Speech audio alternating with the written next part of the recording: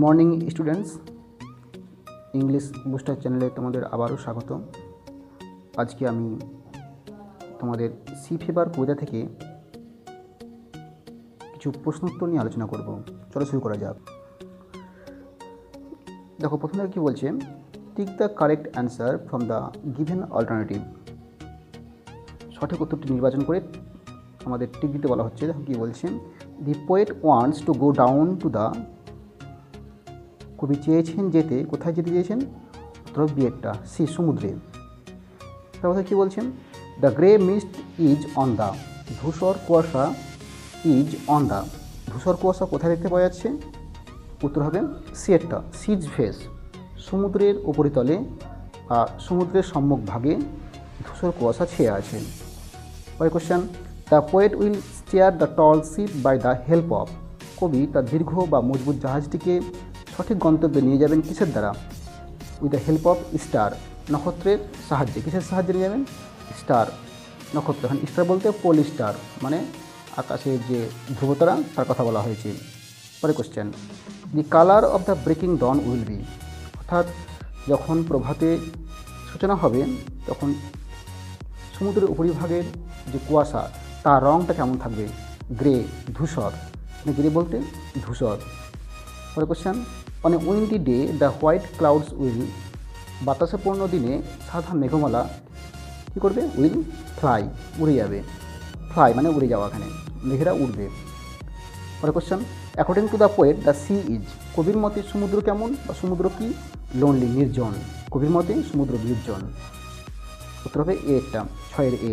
পরে question, the call of the running tide is, চলমান বা ধাবমান যে সমুদ্র সেই সমুদ্রের ঢেউয়ের আহ্বানটা কেমন? সেটা হবে বিয়েরটা, ওয়াইল্ড অ্যান্ড ক্লিয়ার কল, অর্থাৎ উন্মত্ত সমুদ্রের ঢেউয়ের যে আহ্বান সেটা হচ্ছে ওয়াইল্ড অ্যান্ড ক্লিয়ার কল। পরে question, the long trick is over, দীর্ঘ যাত্রা শেষ। এখানে ট্রিক বলতে বলা হয়েছে জার্নি বা ভ্রমণ। এবার তো কী বলছে, fill in the blanks with information from the text, text থেকে উপযুক্ত তথ্য নিয়ে আমাদের শূন্যস্থান পূরণ করতে হবে। The poet wants to hear, কবি চেয়েছেন শুনতে। কবি কী শুনতে চেয়েছেন? দেখো, gleeful stories from a accompanying sailor, কবি শুনতে চেয়েছেন তার সহকারী নাবিকের কাছ থেকে খোঁজ গল্প। গ্লিফুল স্টোরি কথা হচ্ছে খোঁজ গল্প। পরে question, after the journey is over, যখন জার্নি শেষ হয়ে যাবে, দ্য পোয়েট ওয়ান্টস, কবি কী চেয়েছেন? টু হ্যাভ কোয়েট স্লিপ, কবি চেয়েছেন শান্ত ঘুম অ্যান্ড সুইট ড্রিম, মিষ্টি স্বপ্ন। পরে কোশ্চেন কী বলছেন, the poet wants to follow the gulls way and the whales way, এখানে ফলো মানে অনুসরণ করা, কবি চেয়েছেন অনুসরণ করতে কিসের পথ? দ্য গুলস ওয়ে, অর্থাৎ গার্লস ওয়ে অর্থাৎ শঙ্খচিলের পথ, অ্যান্ড দ্য হোয়েলস ওয়ে এবং তিমি মাছের পথ, অর্থাৎ তিমি মাছ এবং শঙ্খচিল পাখি যে পথে যাবে সেই পথেই কবি যেতে চেয়েছেন। এবার থেকে কী বলছে, ট্রু ফলস, অর্থাৎ সত্য হলে ট্রু আর মিথ্যা হলে এফ, এবং সেই সঙ্গে আমাদের কী দিতে হবে? সাপোর্টিং দিতে হবে, supporting statement. The call from the sea is a wild call and clear call, কবি বলছে যে সমুদ্রের যে আহ্বান সেটা হচ্ছে স্বচ্ছ আহ্বান এবং উন্মত্ত আহ্বান, এটা হবে ট্রু। সাপোর্টিং আছে দেখবে কবিতার প্রথম স্টেজে আছে, the call of the running tide is wild call and a clear call, তাহলে উত্তর হবে ট্রু। আর supporting statement, the call of the running tide is wild call and a clear call, এটা লিখতে হবে। পরে question, the poet ask for a stormy day, কবি চেয়েছেন এক ঝড়ো দিন, এটা ফলস। কেন ফলস? দেখো সাপোর্টিং দেখি বলছে, and all I ask is a windy day, এবং আমার যা প্রয়োজন বা আমি যেটা চাই সেটা হলো বাতাসে পূর্ণ দিন। তাহলে ঝড়ো দিন মানে হচ্ছে স্ট্রমি, ওটা প্রবল, কিন্তু উইন্ডি ডে হচ্ছে অনুকূল, আর স্ট্রমিটা হচ্ছে প্রতিকূল, জাহাজের পক্ষে প্রতিকূল, বিপজ্জনক হতে পারে, কিন্তু উইন্ডি ডে অনুকূল, উত্তর হবে windy day. The poet asks for the moon to steer the ship by, কবি চেয়েছেন চাঁদ তার জাহাজটিকে দিক নির্ণয় করতে, এটা ফলস। কবি কী চেয়েছেন? কবি চেয়েছেন একটি টল শিপ অ্যান্ড এ স্টার, একটি নক্ষত্র চেয়েছেন তার জাহাজটিকে সঠিক পথে নিয়ে যেতে, হতে হবে star, not moon. Next question, the poet wants to go the vagrant gypsy life, কবি ভবঘুরে যাযাবরের জীবন বেছে নিতে চেয়েছেন, এটা ট্রু। কারণ কবিতার লাস্ট স্ট্যান্ডে আছে যে I must go down to the seas again to the vagrant gypsy life, আমি আবার যাব সমুদ্রে ভবঘুরে যাযাবরের জীবন, এটা ট্রু হবে। Supporting statement, I must go down to the sea again to the vagrant gypsy life. এবার দেখো আমরা কিছু কোশ্চেন অ্যান্সার নিয়ে আলোচনা করেছি। দেখো প্রথম কোশ্চেন কী বলছে, during what time of the day does the poet wish to go down to the C. দিনের কোন সময়ে কবি সমুদ্রে যেতে চেয়েছেন? উত্তর দেখো কী বলছে, the poet wishes to go down to the C at dawn. কবি সমুদ্রে যেতে চেয়েছেন প্রভাতে বা ভোরের বেলায়। Next question, what kind off day does the poet prefer for selling. কবি সমুদ্রে যাত্রার জন্য কী রকমের দিন বা কী ধরনের দিন তিনি চেয়েছেন? উত্তর দেখো কী বলছে, the poet prefers A windy day with white clouds flying. কবি চেয়েছেন বাতাসে পূর্ণ দিন এবং সেই সঙ্গে আকাশে থাকবে সাদা মেঘেরা। সাদা মেঘেরা আকাশে ভেসে বেড়াবে এবং বাতাস থাকবে দিনে। সাদা মেঘ বলতে যে মেঘে থেকে কোনো ঝড় বৃষ্টি হওয়ার সম্ভাবনা থাকে না। পরে question, what does the poet prefer to hear from a philosopher. কবি তার সহকারী নাবিকের কাছ থেকে কী শুনতে চেয়েছেন? The poet prefers to here A Mary yarn. Mary yarn মানেও খোঁজ গল্প, ফ্রম এ ফিলোসোফার মানে সহকারী নাবিকের কাছ থেকে কবি শুনতে চেয়েছেন মেরি ইয়ার্ন, খোঁজ গল্প। 4, find an expression to show that the poet is very eager to go to the sea. কবিতা থেকে একটি এক্সপ্রেশন বা শব্দগুচ্ছ খুঁজে বের করো যার দ্বারা প্রকাশ করা হয়েছে যে কবি সমুদ্র যেতে খুব আগ্রহী। কোন লাইনটা হবে? The expression that shows that the poet is very eager to go to the sea is I must go down to the sea again.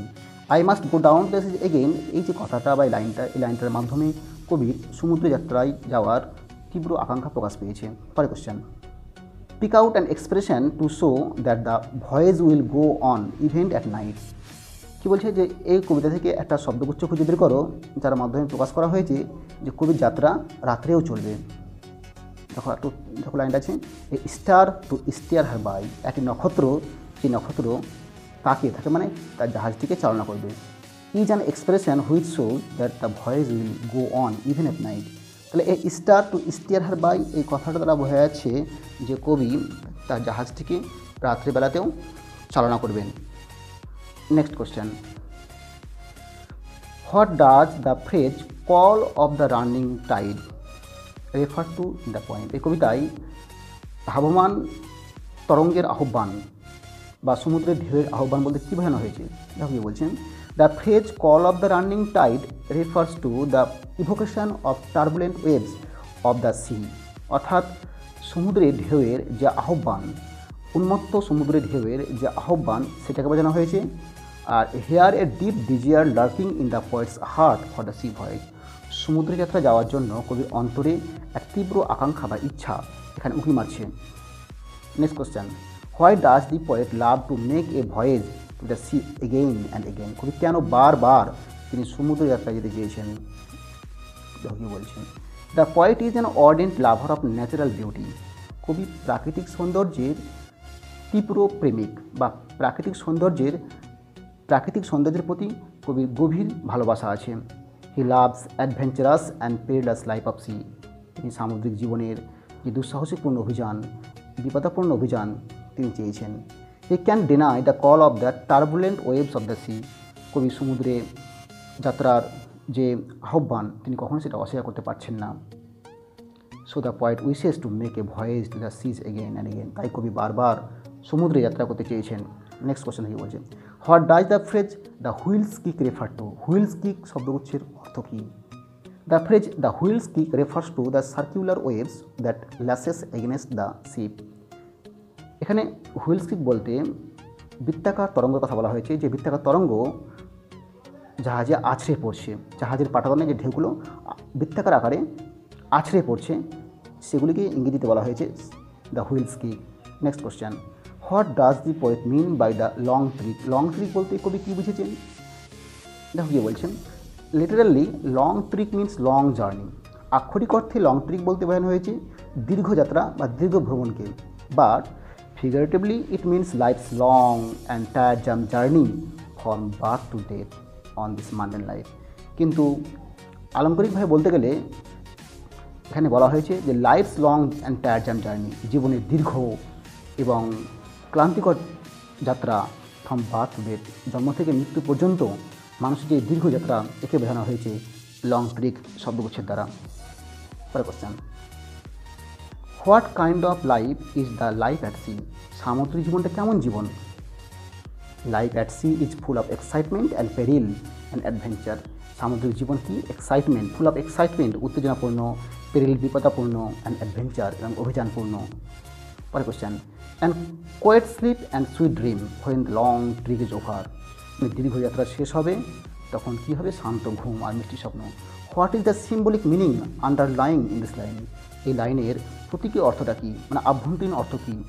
This line contains a significant symbolic meaning, এই লাইনের মাধ্যমে এক তাৎপর্যপূর্ণ অর্থ প্রকাশ করা হয়েছে।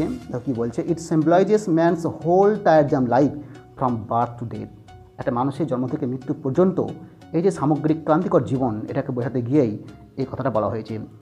After death, মৃত্যুর পরে, man goes to the eternal and peaceful sleep, মৃত্যুর পর মানুষ এক শাশ্বত এবং শান্তিপূর্ণ ঘুমে জগতে চলে যায়। Why does the poet want a star, কবি কেন চেয়েছেন একটি নক্ষত্র? The poet wants a star to guide his tall ship on turbulent sea, উন্মত্ত সমুদ্রে তার দীর্ঘ জাহাজটিকে সঠিক পথে নিয়ে যাওয়ার জন্য কবি চেয়েছেন একটি নক্ষত্রকে।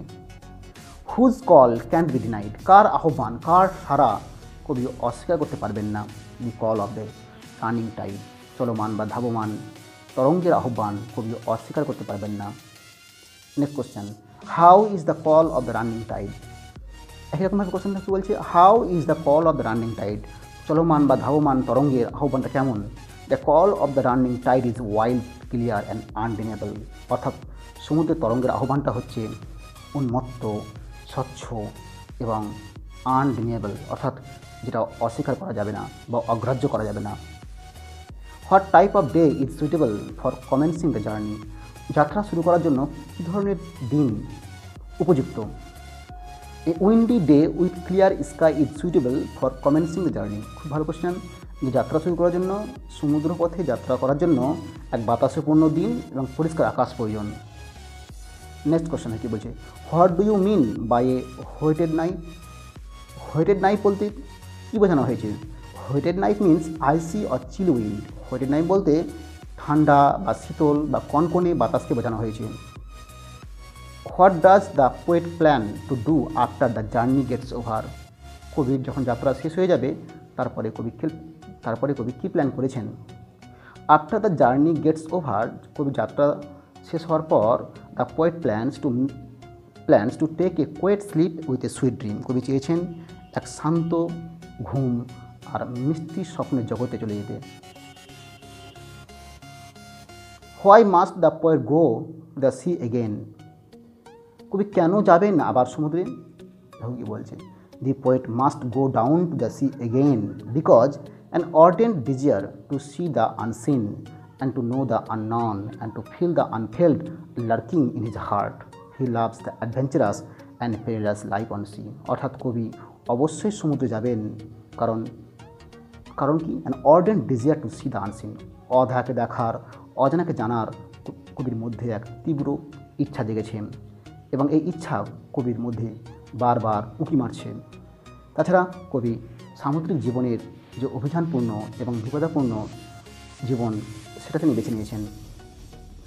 What is meant by the flung spray and the blown spume, flung spray আর ব্লম স্পিউম বলতে কী বানানো হয়েছে? Here the expression flung spray means hard boost of the marine waves, অর্থাৎ সামুদ্রিক তরঙ্গের যে ছিটা বা প্রক্ষিপ্ত সামুদ্রিক ঢেউগুলি যখন আছড়ে পড়ে তাকে বলা হচ্ছে ফ্লাং স্প্রে। অ্যান্ড ব্লন স্পিউম বলতে foamy waves of the C, সমুদ্রের যে ফেনেল বা ফেনাযুক্ত ঢেউ তাকে বলা হয়েছে ব্লন স্পিউম। পরের question, whose call must the poet respond to and why, কবি কার আহ্বানে অবশ্যই সাড়া দিবেন এবং কেন? The poet must respond to the call of the running tide as this call is clear and wild, কবি অবশ্যই সাড়া দিবেন চলমান বা ধাবমান তরঙ্গের আহ্বানে, কারণ এই কল হচ্ছে স্বচ্ছ আহ্বান বা স্বচ্ছ ডাক এবং উন্মত্ত ডাক, যে ডাক অস্বীকার করা যায় না। Next question, what does the poet prefer to hear from his fellow lover, কবি তার সহকারী নাবিকের কাছ থেকে কী শুনতে চেয়েছেন? The poet prefers to hear merry or joyful stories from his fellow lover, কবি তার সহকারী নাবিকের কাছ থেকে শুনতে চেয়েছেন আনন্দপূর্ণ বা খোশ গল্প what kind of human company does the poet one, কবি কী ধরনের সঙ্গ চেয়েছেন। দি পোয়েট ওয়ান্টস এ লাফিং or merry making company during his sea voyage, অর্থাৎ কবি তার সামুদ্রিক যাত্রাকালে চেয়েছেন তার সঙ্গে এক হাসি খুশিময় মজাদার সঙ্গী, যে সঙ্গী কবিকে সবসময় খুশি রাখবে এবং তার যাত্রাকে আনন্দময় করে তুলবে।